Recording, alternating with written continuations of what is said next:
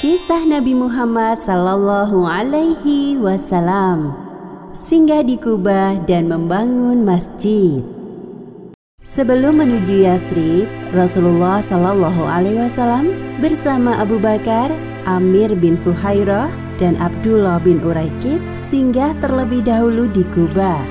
Di sana mereka bermukim selama 4 hari lamanya, dari hari Senin hingga hari Kamis.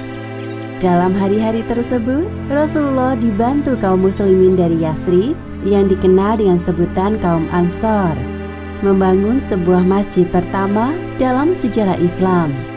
Tepatnya pada hari Senin tanggal 8 Rabiul Awal tahun 14 kenabian, Rasulullah Shallallahu Alaihi Wasallam bersama dengan rombongan sampai di daerah bernama Kuba. Daerah ini hanya berjarak sekitar 5 km di sebelah tenggara kota Yathrib. Sementara itu di Yathrib, kaum Ansor mendengar bahwa Rasulullah telah meninggalkan kota Mekah. Perasaan mereka berdebar-debar menunggu kedatangan Rasulullah. Setiap hari seusai sholat subuh, kaum Ansor pergi ke Al-Harrah, tapal perbatasan kota, untuk menyambut kedatangan Rasulullah. Namun ketika matahari tepat berada di atas ubun-ubun, mereka memutuskan untuk kembali ke Yathrib dan melakukan hal yang sama keesokan harinya. Perhitungan kaum Ansor terkait hari kedatangan Rasulullah di Yathrib ternyata meleset. Hal ini dikarenakan kaum Ansor tidak mengetahui bahwa Rasulullah bersembunyi selama 3 hari di Gua Thur dan mengambil rute yang lebih jauh menuju kota Yathrib. Pada hari berikutnya, Rasulullah bersama rombongan telah sampai di Kuba. Seorang Yahudi yang mengetahui tentang urusan kaum Ansor melihat kedatangan Rasulullah dari arah kejauhan. Sepertinya aku melihat sosok yang ditunggu-tunggu oleh kaum muslimin. Apakah benar mereka itu yang berpakaian serba putih? Aha, tidak salah lagi. Rasulullah dan Abu Bakar mengenakan pakaian berwarna putih, hadiah dari pedagang muslim bernama Az-Zubair. Sedangkan Amir bin Fuhairah dan Abdullah bin Uraikid mengikuti di belakangnya. Tiba-tiba orang Yahudi ini berteriak kencang saking tidak dapat menahan rasa histerisnya. Wahai kaum Arab, keluarlah! Orang yang kalian tunggu sudah datang. Kaum muslimin yang mendengar teriakan tersebut serta-merta keluar dari rumah mereka sambil membawa senjata. Mereka menemui Rasulullah beserta rombongan. Selamat datang di perkampungan Bani Amr bin Auf, wahai Rasulullah, kami telah menunggu kedatangan Anda. Mereka mengitari Rasulullah dan Abu Bakar sambil meneriakkan lafaz takbir. Allahu Akbar, Allahu Akbar, Allahu Akbar. Mereka begitu gembira menyambut kedatangan Rasulullah. Kebanyakan dari kaum Ansor ini belum pernah berjumpa secara langsung dengan Rasulullah. Jadi mereka tidak bisa mengenali sosok Rasul. Bahkan mereka mengira bahwa Abu Bakar adalah Rasulullah karena penampilan Rasul sangat sederhana, tidak seperti penampilan raja-raja pada umumnya. Tatkala kaum Ansor mulai menyongsong Abu Bakar, Rasulullah hanya duduk dan diam. Abu Bakar yang diberi ucapan selamat datang merasa tidak enak hati dengan Rasulullah. Ia juga bingung menjelaskan kepada mereka dalam momen penyambutan yang meriah ini. Tiba-tiba sinar matahari menerpa wajah Rasulullah.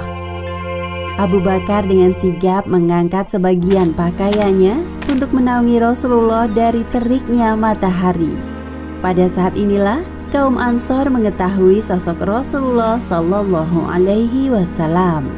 Berita kedatangan Rasulullah di Kuba telah sampai di telinga kaum Ansor di Yathrib. Beberapa dari mereka rela pergi ke Kuba untuk menemui Rasulullah.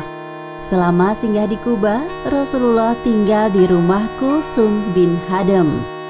Selain Kulsum, Rasulullah sering berkunjung di kediaman Sa'ad bin Khaisamah untuk berdiskusi tentang dakwah Islam bersama para sahabat yang lain. Sementara itu di kota Mekah, Ali bin Abi Thalib telah menyelesaikan amanah dari Rasulullah untuk mengembalikan barang-barang titipan kaum Quraisy. Selama 4 hari di Kuba, Rasulullah telah merancang sebuah rencana besar. Beliau mengajak kaum Ansor untuk membangun sebuah masjid dan sholat di dalamnya. Sebagaimana yang disebutkan dalam Al-Quran surat At-Taubah ayat 108. Janganlah kamu bersembahyang dalam masjid itu selama-lamanya. Sesungguhnya masjid yang didirikan atas dasar takwa, Masjid Kuba, sejak hari pertama adalah lebih patut kamu bersembahyang di dalamnya. Di dalamnya ada orang-orang yang ingin membersihkan diri, dan Allah menyukai orang-orang yang bersih. Masjid Kuba merupakan masjid pertama yang didirikan oleh Rasulullah pada masa kenabian beliau. Masjid ini berjasa besar bagi perkembangan dakwah Islam karena aktivitas keagamaan berpusat di dalamnya. Di hari kelima, Rasulullah bersama rombongan yang berjumlah 100 orang laki-laki meninggalkan Kuba dan berjalan menuju kota Yatsrib. Namun waktu sholat Jumat telah tiba sebelum mereka sampai di kota. Akhirnya Rasulullah memutuskan untuk sholat Jumat di perkampungan Bani Salim bin Auf. Daerah ini juga terkenal dengan sebutan Wadi Ar-Ronuna, Lembah Ar-Ronuna. Setelah melaksanakan sholat Jumat, Rasulullah dan para rombongan melanjutkan perjalanan ke Yatsrib yang tinggal sedikit lagi. Terhitung sejak hari pertama Rasulullah memasuki kota Yatsrib, nama Yatsrib berubah menjadi Madinatur Rasul, kota Rasulullah, yang kemudian disingkat menjadi Madinah. Hari Jumat ini merupakan hari yang sangat agung bagi umat Islam. Dari rumah-rumah dan lorong-lorong kota Madinah terdengar suara tahmid atau pujian untuk menyambut kedatangan Rasulullah. Seorang sahabat bernama Al-Bara bin Azib yang menyaksikan kedatangan Rasulullah dari kejauhan lantas berkata sebagaimana yang telah disebutkan dalam hadis riwayat Bukhari. Aku tidak pernah melihat penduduk Madinah begitu gembira, segembira mereka menyambut Rasulullah SAW. Semua penduduk Madinah menginginkan agar Rasulullah berkenan tinggal di rumahnya. Ketika melewati satu persatu rumah penduduk, beberapa di antara mereka menarik kendali unta Rasulullah, namun beliau menolak dengan sopan. Biarkan saja unta ini berjalan, sesungguhnya ia telah diperintahkan oleh Allah. Unta yang ditunggangi oleh Rasulullah terus berjalan sampai berhenti di sebuah lokasi tempat berdirinya Masjid Nabawi sekarang. Unta Rasulullah duduk sebentar lalu berjalan beberapa langkah. Unta ini menoleh ke kanan, ke kiri, lalu kembali berjalan ke tempat pertamanya berhenti. Di titik inilah Rasulullah turun dari untanya. Seorang sahabat bernama Abu Ayyub Al-Ansori segera mengambil barang-barang milik Rasulullah dari unta beliau. Meskipun penduduk Madinah berkali-kali mendesak beliau agar sudi tinggal di rumah mereka, Rasulullah tetap menolak. Seseorang hendaknya tinggal di mana barangnya berada. Secara kebetulan, unta Rasulullah berhenti di depan rumah keluarga beliau dari pihak Ibunda Aminah. Dengan cara inilah Rasulullah dapat memuliakan para paman dari pihak ibunya. Sesungguhnya hal ini telah diatur oleh Allah Subhanahu wa Ta'ala. Setelah beberapa hari tinggal di Madinah, istri beliau yaitu Saudah bersama dengan Fatimah dan Ummu Kulsum menyusul. Mereka tiba di Madinah bersama dengan Usamah bin Zaid dan Ummu Aiman. Selain mereka datang juga keluarga dari pihak Abu Bakar yaitu Abdullah dan Aisyah.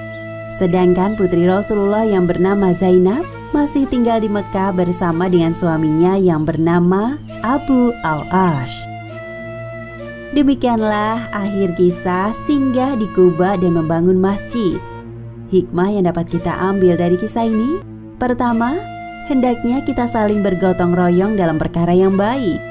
Contohnya seperti terlibat dalam pembangunan masjid. Kedua, kecintaan kaum Ansor terhadap Rasulullah patut dijadikan teladan bagi setiap muslim meskipun awalnya mereka belum pernah bertemu dengan beliau. Dan ketiga, Jangan pernah menyerah dalam berdakwah, karena di balik kesulitan selalu ada kemudahan. Seperti perjuangan panjang Rasulullah selama 14 tahun yang akhirnya mendapat sambutan hangat dari kaum Ansor di Madinah. Wallahu a'lam bishawab.